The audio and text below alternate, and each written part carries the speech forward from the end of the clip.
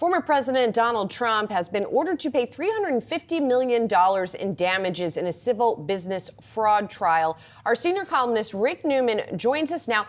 And this goes to what Trump, and not only Trump, but his family and the Trump organization represented financially, right? The sort of, it has to do with the gap between what they said was true and what was actually true, if I have that right. Right. This case is a bit complicated. It is a civil case, not to be confused with the 4 criminal trials Trump is facing. And this was brought by the New York State Attorney General Letitia James. And she seized on a lot of information that's been in the public domain for a while through the New York Times expose, through testimony by Michael Cohen and others about how Trump inflated his assets in all kinds of different business filings. He did that when he applied for loans from Deutsche Bank and from other companies. And since this is a civil trial, there was not a jury, so it was a New York judge who decided in 2 parts. First, he did find that Trump was guilty of, severely inflating the assets of the value of certain assets. That was phase 1. That happened at the end of 2023. And then the thing that happened today is he assessed damages, and he gave the Attorney General of New York almost everything she asked for. She asked for $370 million in damages. I think he allowed $354 million in damages. He also said Trump's license to operate a business in New York will be suspended for 3 years.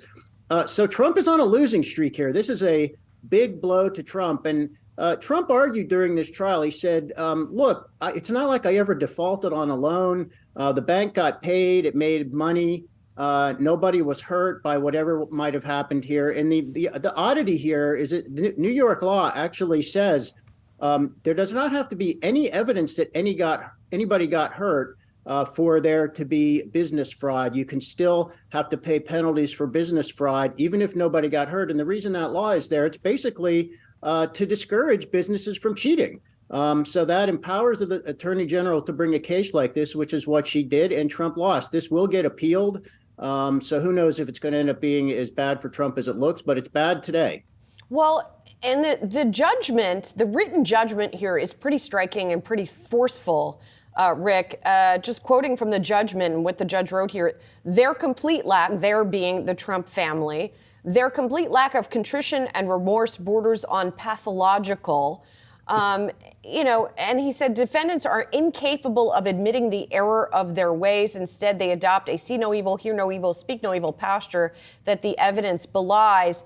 We've talked before about Trump using these kinds of statements and these kinds of judgments to raise money.